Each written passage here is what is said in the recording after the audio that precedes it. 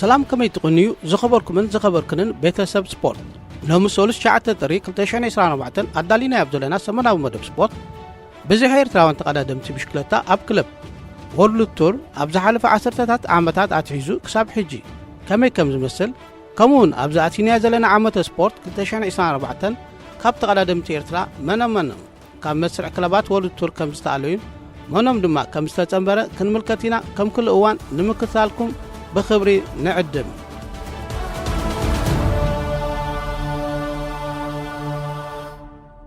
كلبات قددم بشكلتا أبستفال علي عالم لخاو ددر كنتفان تدعا خوينن بمحبر قددم بشكلتا عالم ويكا UCI درجة انتفليون أفلوتو تباهيبون سند مقادم فقاد كرقبالون لك أخمتا أبكو عساقري كانتاتات زنتفالو درجة بقعد قداماي كالاي سالساي وزتا ديفيجن نابل زفال علي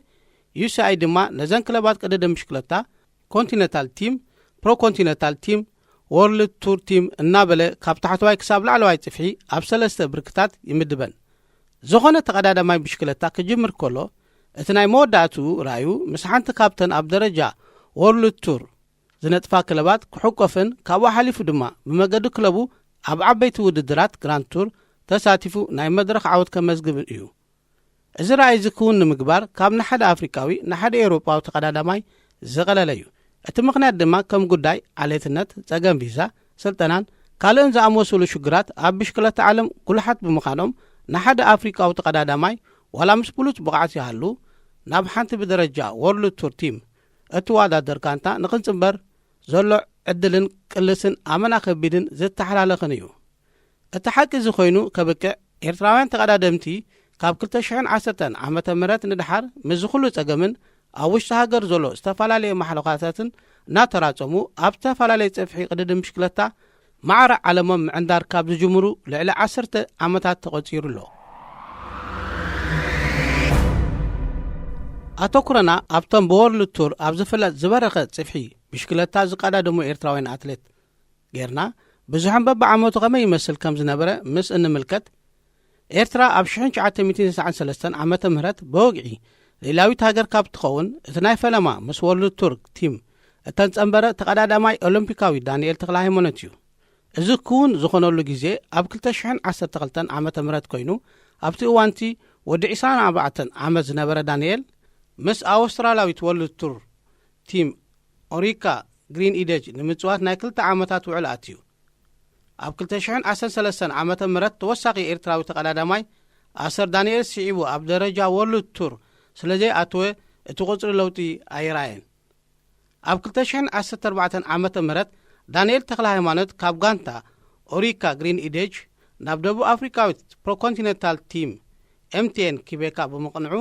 ሓደ ደረጃ ክወርድ ከሎ በአንጻሩ ናትናኤል ብርሃነ አቀዲማ ቅድመ ሓደ ዓመት አፈሪማቶ ዝነበረት ፈረንሳዊት ክለብ ኤሩብካር ካብ ፕሮ ኮንቲኔንታል ና ወርልድ ቱር ስለሰገረት ቁጽሪ ኣብ ዝለዓለ ብርቂ ቅድድም ብሽክለታ ዝዋዳደሩ ኤርትራውያን ተዋዳደርቲ ሽዑን ኣብ ሓደ ሰብ ጥራይ ተደሪቱ ኣብ ዝቐጸለ ዓመት 2015 ናትናኤል ብርሃነ ካብ ጋንታ ኤሩብካር ወፂኡ ናብ ደቡብ አፍሪካዊት ፕሮ ኮንቲኔንታል ቲም ኤምቲኤን ኪቤካ በመምርሑ ሓደ ጽፍሒ ስለ ዝተሓተ ኤርትራ ኣብ ደረጃ ወርልድ ቱር ብዘይ ዝኾነ ይኹን ተቀዳዳማይ ተሪፋ ኣብ ዓመት 2016 ኤምቲኤን ኪቤኪ ናብ ጽፍሒ ወርልድ ቱር ዓብያ ስማ ብዳሜሽን ዳታ ኣብ ዝተተካተሉ ዳንኤል ተክለ ሃይማኖት ናትናኤል ብርሃነ ኦሎምፒካዊ መርሃዊ ቅዱስ አቀዲማ ምስታጋንታ ስለዝነበሩ ምጀርመናዊት ኮንቲኔንታል ቲም ባይክ ኤድ ዝነበረ መክሰብ ደበሳይ ናብታ ክለብ ምጋዓዙ በደረጃ ኮንቲኔንታል ክለብ ምስታጋንታ ተታሒዞም ዝነበሩ ኦሎምፒካዊ አማኑኤል ገብረዝጋብሔር መትከል እዮም ድማ ናብታ ዓባይ ጋንታ በመሕላፎም በደረጃ ወርልድ ቱር ዝቃዳደሙ ኤርትራውያን አትሌት በሓደ እዋን ካብ ባዶ ናብ 6 ዓሪጉ ኣብ 2017 ዓመተ ምህረት ኩሎም እዞም ዝተጠቀሱ ተቀዳደምቲ ምስ ዳሜሽን ዳታ በመቀጻሎም ካልእ ናይ ወርልድ ቱር ዛዕበየ ሓድሽ ተቀዳዳማይ ድማ ብዘይ ምንባሩ እቲ ብዝሕ ከምኡ ኢሉ ቀጺሉ እዚ 2 ዓመታት እቲ ኣብ ታሪክ ዝበዝሐ ቁጽሪ ኤርትራውያን ተቀዳደምቲ ኣብ ክለብ ወርልድ ቱር ዝተራእየሉ እዩ ኣብ ዓመት 2018 ዳንኤል ተክለ ሃይማኖት ናብ ፈረንሳዊት ፕሮ ኮንቲኔንታል ክለብ ኮንፊዲ መትከል እዮም ናብ ማሌዥያዊት ኮንቲኔንታል ክለብ ታርጊኑ ፖሊጋን በምስጋሮም ቁጽሪ ኤርትራውያን ተቀዳደምቲ ኣብ ክለባት ወርልድ ቱር ካብ 6 ናብ 4 ለጠቂሉ ኣብዚ ሰዕቢ ዓመት 2019 ኣማኑኤል ገብረዝጋብሔር ምስ ዳሜሽን ዳታ ቀጺሉ መርሃዊ ቅዱስ ናብ ካዛክስታናዊት ወርልድ ቱር ቲም ኦስቲና ፕሮ ክሰጋገር ከሎ ናትናኤል ብርሃነ ናብ ፕሮ ኮንቲነንታል ክለብ ኮንፊዲ መክሰብ ደበሳይ ድማ ናብ ናይ ቅድም ጋንቱ ኮንቲነንታል ክለብ ባይክ ኤድ ኣቕኒዖም ካብ ወርልድ ቱር ስለ ዝተኣለዩ እቲ ብዝሒ ዳግማይ ብክልተ ጎዲሉ ካብ 4 ናብ 2 ለተቕበለ ኣብ 2020 ዓመተ ምህረት ፈረንሳዊት ክለብ ኮንፊዲ ካብ ደረጃ ፕሮ ኮንቲነንታል ናብ ደረጃ ወርልድ ቱር ስለ ዝደየበት ናትናኤል ብርሃነ ንመርሃዊ ኣማኑኤልን ተወሲኽዎም እቲ ሃዝ ካብ 2 ናብ 3 ክቢሉ ኣብ ዝቐጸለ ዓመተ 2021 ኣማኑኤል ካብታ ስማድሮ ካብ ክለብ ዳሜሽን ዳታ ናብ ኒፖን ቴሌግራፍ ኤንድ ቴሌፎን ወይ ከዓ ኤንቲቲ ለዊጣቶ ዝነበረት ጋንታ ወፂኡ ምስ ኣሜሪካዊት ወርልድ ቱር ቲም ትሪክ ሴጋፎርድ ተጸንቢሩ ጽፍሑ ክዕቅብ ከሎ ቢንያም ግርማይ ካብ ፈረንሳዊት ክለብ ዳሌኮ ናብ በልጂማዊት ክለብ ኢንተር ማርሼ ወንቲ ተሰጋጊሩ ካብ ብርኪ ፕሮ ኮንቲነንታል ቲም ናብ ብርኪ ወርልድ ቱር ቲም ስለ ዝሓቆረ እቲ ብዝሒ ብተኸታታሊ ንኻልኣይ ዓመት ብሓደ ቁጽሪ ዓበየ ናብ 4 ክብ ኢሉ እዚ ይኹን ደኣ እምበር መርሃዊ ካብ ኦስቴንያ ናብ ኣሜሪካዊት ወርልድ ቱር ቲም ኢኤፍ ኤዱኬሽን ኢዚ ፖስት ሰጊሩ ደረጁ ኣብ ዝሓለወሉ ኣማኑኤልን ቢንያምን ድማ ምስ ክለባቶም ኣብ ዝቖጸለሉ ዓመተ 2022 ናትናኤል ብርሃነ ካብ ጋንታ ኮንፊዲ ተሰናቢቱ ኣብ ሕቡራት ኢማራት ዓረብ ምስ እቲ ቃላደም ክለብ አልሻፍር ጁመህራ ውዕል ስለ ዝኣተወ እቲ ሃዝ ናብ 3 ወሪዱ ኣባል ኮንቲነንታል ቲም ኪቤካ ዝነበረ ሄኖክ ምልብርሃን ኣብ ወርሒ ሐምለ 2021 ምስ ወርልድ ቱር ቲም ኪቤካ ኔክስታጅ ካብ ዓመተ 2022 ጀሚሩ ግብራዊ ዝኸውን ናይ 2 ዓመታት ውዕል ኣትዩ ብምንባሩ እቲ ኣብ 2021 ዝነበረ ብዝሒ ኤርትራውያን ኣብ ዓመተ 2022 እውን ክዕቀብ ተኽእሎ እኳ እንተነበረ እታ ጋንታ ዝሰርሕ ሕፅረት ምወላ ሰነድ መቀዳደሚ ፍቓድ ብዩሲኣይ ተሰሪዙ ክትፈርስ ብምግዳዳ ግን ክኸውን ኣይከኣለን።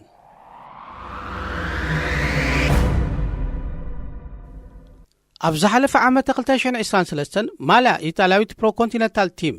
ዶን ሆፐር ለቢሱ ዝጻወት ዝነበረ ናትናኤል ተስፋጽዮን ካብ ቲም ትሪክ ንዝመጹ ዕድመት ተቐቢሉ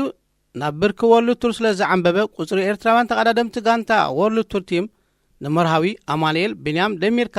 ናብቲ ናይ ቀደም 2 ዓመት ዝነበሮ ብዝሒ ማለት 4 ተመለሰ። ውዕል ናይዞም ተቐዳደምቲ ምስ ንርኢ መርሃዊ ቅዱስ ዝነበሮ ውዕል ኣብ 2023 ኣማኑኤል ገብረዝጋብሔር ኮንትራቱ በተመሳሳሊ ኣብ 2023 ናትናኤል ተስፋጽዮን ስምምዑ ኣብ 2024 ቢንያም ግርማይ ውዕሉ ኣብ 2026 የበቅዕ ኣብ ዝሓለፈ 2 ዓመታት ምስ ኢታልያዊት ፕሮ ኮንቲነንታል ቲም ግሪን ፕሮጀክት ተጠኒፉ ዝወዳደር ሄኖክ ምልብርሃን ኣብ ሓድሽ ዓመት 2024 ምስ ካዛክስታናዊት ወርልድ ቱር ቲም ኦስቲና ንምጽባር ኣብ መወዳእታ ወርሒ ነሓሰ 2023 ክታሙ ድሕሪ ምንባሩ ብርክት ዝበለ ኤርትራውያን ኣፍቀርቲ ቀዳደም ብሽክለታ ቁጽሪ ናይቶም ኣብ ክለባት ወርልድ ቱር ዝነጥፍ ተቐዳደምነት ኣብ ዝኣትንያ ዘለና ዓመት ካብ 4 ናብ 5 ክብል ምዃኑ እምነቶም ጽኑዕ እዩ ነይሩ። እቲ ምኽንያት ድማ ኮንትራቶም ኣብ መወዳእታ ወርሒ ታሕሳስ 2023 ዝውድእ መርሃዊ ቅዱስን ኣማኑኤል ገብረዝጋብሔርን ህልው ብቕዓቶም ኣተኣማመኒ ከምኡ ምስ ክለባቶም ኣብ ዝነበረ ናይ 2 ከምኡውን 3 ዓመታት ጸንሖት ኣበርክቶኦም ዕዙዝ ብምንባሩ ውዕሎም ክሕደሰሎም ክብ ዝበለ ርእሰ ምትማን ስለ ዝሕደሩ እዩ። ይኹን እምበር መርሃውን ኣማኑኤልን ካብ ትዝቢት ወፃኢ ብዝኾነ ኩንነት ዛጊት ሓድሽ ውዕል ስለ ዘይተዋህቦምን ምስ ካልኦት ዝኾነ ትኹን ናይ ወርልድ ቱር ክለብ ሓድሽ ውዕል ስለ ዘየጽንዑን እቲ ሃዝ ካብዚ ጀሚርና ዘለና ዓመተ ስፖርት ለማ ዓመት ንዘየበ ሄኖክ ሓዊስካ ካብ 4 ናብ 5 ዘይኮነ ክውስኽ ካብ 4 ናብ 3 እዩ ለጠቅ ክብል ካብ 2013 ዓመተ ምህረት ጀሚሩ ካብ ሃገር ወፂኡ ብደረጃ ፕሮፌሽናል ዝተቐዳደመ ብ23 ጥሪ 1994 ኣብ ርእሲ ከተማ ኤርትራ ኣስመራ ዝተወለደ 1.73 ሰንቲሜትር ቁመት 58 ኪሎግራም ክብደት ዘለዎ ወዲ 29 ዓመት መርሃዊ ቅዱስ ምስ ክለብ ኢኤፍ ኤዱኬሽን ኢዚ ፖስት ኣብ ዝጸንሓሉ 2 ዓመታት ኣብ 2022 ኣብ ውድድራት ግራንድ ቱር ጂሮ ዲ ኢታልያ ቮላቶ ስፓኛ ኣብ 4 ዝተፈላለየ መድረኻት ዝሓቐፈ ውድድራት ዙር ኣብ 2 ውድድራት ክላሲክ ኣብ 2 ሃገራዊ ውድድራት ከምኡውን ኣብ ሻምፒዮን ዓለም ተኻፊሉ ኣብ 71 መዓልትታት ቅድድም 11,285 كيلومتر ተጓዒዙ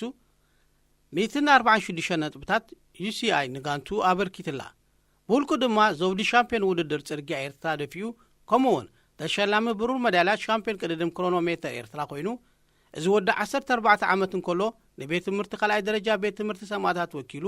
ኣብ መንጎ ኣብያተ ትምህርቲ ኣብ ዝካየድ ዝነበረ ውድድራት ብሽክለታ ንፈለማዋን ኣብ ቅድድም ዝተጸመደ ኣትሌት ኣብ 2023 ድማ ኣብ 6 ውድድራት ዙር 9 ውድድራት ክላሲክ ከምኡውን 2 ሃገራዊ ቅድድማት ተሳቲፉ ኣብ 37 መዓልትታት ቅድድም 5,572 ኪሎሜትር ብምሽፋን 142 ነጥብታት UCI ኣኪቡ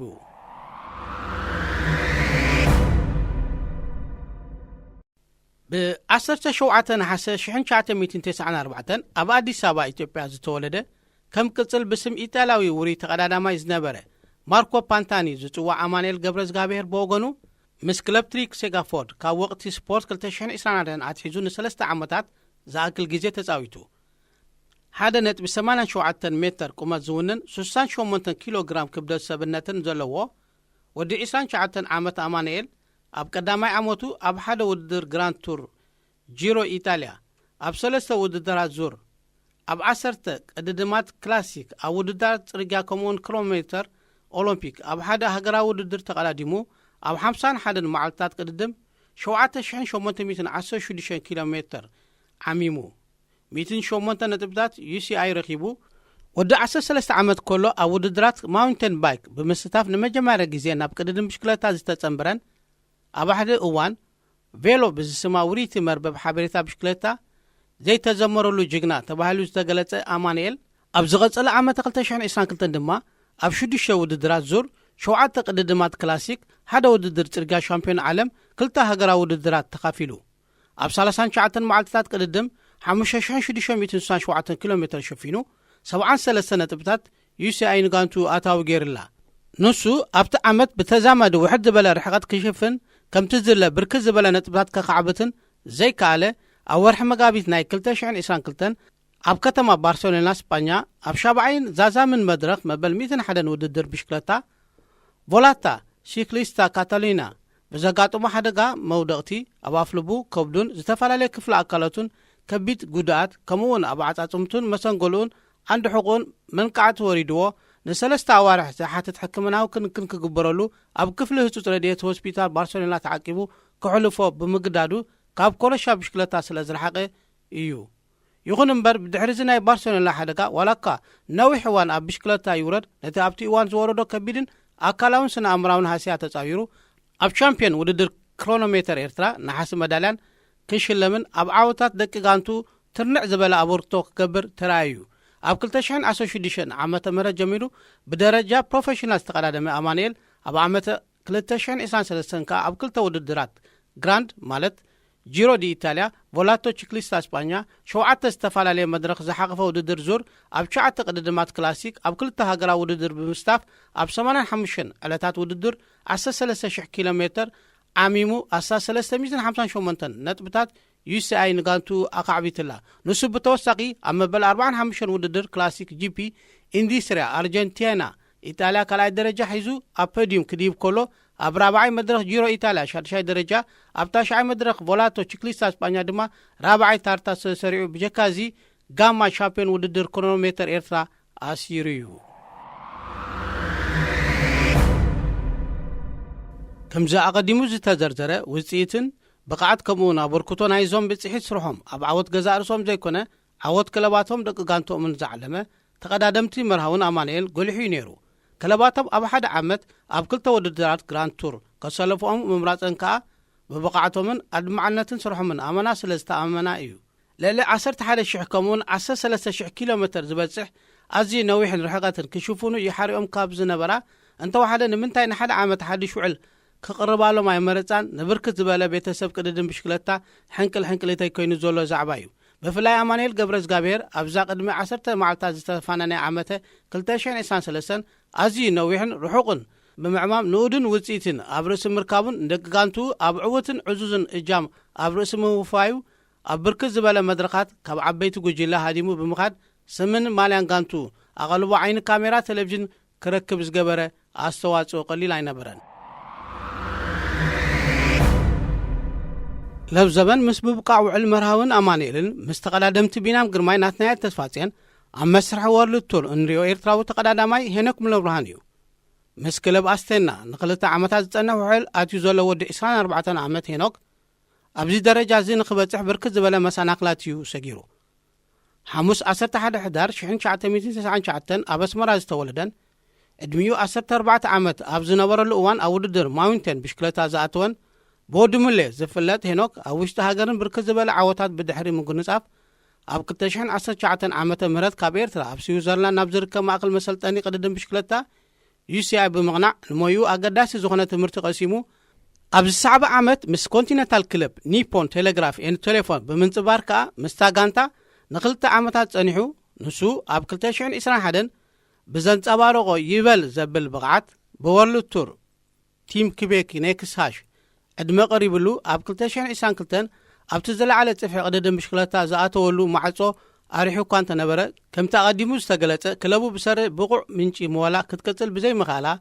ኣብ ታሕታይ ጽፍሒ ማለት ብደረጃ ኮንቲኔንታል ምስ ክለብ ባይክ ኤድ ተጠርኒፉ ክቃዳደም ተቐሲቡ። ይኹን እምበር ብድሕሪ 3 ኣዋርሕ ኣብ ሚያዝያ 2022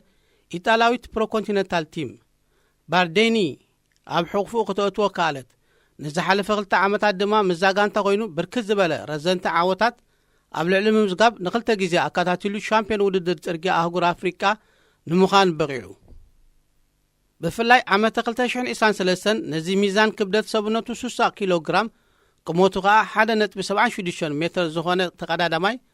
ኣብ ናይ ብሽክለታ ህይወቱ ብዝበለጸ ዓወት እያ ነይራ። ሄኖክ ኣብታ ዓመት ኣብ ውድድር ግራንድ ቱር ጂሮ ዲ ኢታልያ ኣብ 5 ውድድራት ዙር ኣብ 15 ቅድድማት ክላሲክ ኣብ ውድድር ጽርግያ ሻምፒዮን ዓለም ኣብ 3 ውድድራት ሻምፒዮን ኣፍሪካ ኣብ ሓደ ሃገራዊ ውድድር ብምስላፍ ብሓፈሻ ኣብ 73 መዓልትታት ቅድድም 1192 ኪሎ ሜትር ርሕቀት ብምሽፋን 870 ነጥብታት UCI ደሊቡ። ካብዚ ብተወሳኺ ዕቡሽ ሻምፒዮን ውድድር ጽርግያ ኣህጉር ኣፍሪካ ተሸላሚ ናሕሰ መዳልያ ሻምፒዮን ክሮኖሜትር ኣፍሪካ ብደረጃ ሃገር ተሸላሚ ብሩር መዳልያ ሻምፒዮን ክሮኖሜትር ኤርትራ ወናኒ ብጫ ማልያ ዙር ሩዋንዳ ከምኡውን ዙር ሻንሃይ ሌክ ቻይና ኣብ ርእሲ ምዃኑ ኣብ 3 መድረኻት ዕዋት ኮይኑ ወፂኡ። በዚ ረዚን ዓወታቱ ዝተመሰጠ ክለብ ኣስታና ካዛክስታን ከዓ ኣብ ወርሒ ናሕሰ 2023 ንኻልኦት መቃናቕንታ ቀዲማ ኣብ መስርዕ ክትጽንብሮ ዓይና ኣይሓሴትን ተዓዊታትሉ ድማ ብዙሕ ኤርትራውያን ፕሮፌሽናል ተቐዳደምቲ ብሓፈሻ ብፍላይ ድማ ህላውነቶም ኣብ ክለባት ወርልድ ቱር ክስስን እናተመነና ንምምሎም ኣብ ዝተፈላለየ ደረጃታት ብሽክለታ ዝነጥፉ ተቐዳደምትና ዕወት ዓመት ክኾነሎም ትምኒትና ንገለጽ። ክቡራት ተኸታተልትና ንሎም ሰሉስ ኣዳሊና ዝነበርና ሰሙናዊ መደብ ስፖርት ተፈጺሙሎ። ኣብ ዝቕጽል ሰሙን ብኻልእ ዝተፈለየ ትሕዝቶ መደብ ስፖርት ክሳብ ንራኸብ ንኹልና በቢ ዘለና ሰላምን ጥዕናን